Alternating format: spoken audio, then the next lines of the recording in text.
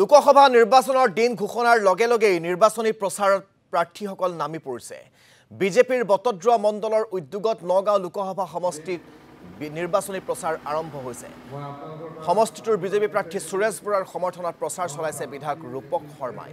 নগাঁৱত প্ৰদ্যুৎ বৰদলৈ ফেক্টৰ নহয় বুলি মন্তব্য প্ৰাৰ্থীগৰাকীৰ। কংগ্ৰেছ প্ৰাৰ্থীগৰাকীক ম্যাদ উকলা সামগ্ৰীৰে তুলনাও কৰিলে ৰূপক শৰ্মাই।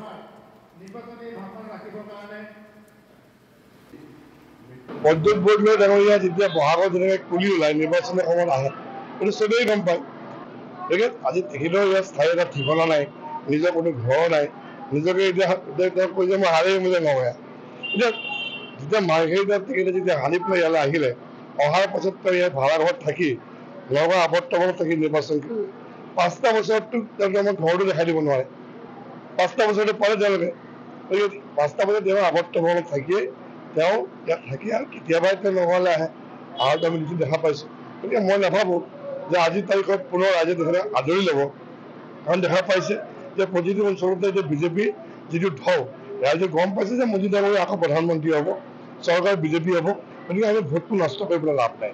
ভোট আমি বিজেপিত দিব লাগিব। সাংসদজন ইয়াৰ পৰা জিকিলেহে আমাৰ বিধায়কসকলে হওক বা চৰকাৰখনে কাম কৰিব পাৰিব। সংখ্যালঘুটো দেখা পাইছে, সুৰেশ বৰা ডাঙৰীয়া যিখিনি ঠাইতে গৈছে, ৰাইজে যি ধৰণে আদৰি লৈছে, শিল দল ভাঙি পেলাই ৰাইজ ওলাই আহিছে। আৰু তেওঁলোকে এইবাৰ গম পাইছে যে যি ধৰণে এটা সময়ত যিটো কথা কংগ্ৰেছে কয় যে কংগ্ৰেছ মানে আলিয়াৰ বুলি, আৰু বিশেষকৈ মুছলমান সম্প্ৰদায়ৰ মানুহখিনিয়ে ব্লেকমেইলিং কৰে। কেনেকৈ ব্লেকমেইলিং কৰে যে কংগ্ৰেছক মানে ভোট নিদিলে তহঁত ইয়াৰ পৰা যাবগৈ লাগিব, বা সেই ধৰণৰ কিছুমান যেতিয়া ভয় ভীতি খুৱাই পেলাই ভোটবোৰ লয়।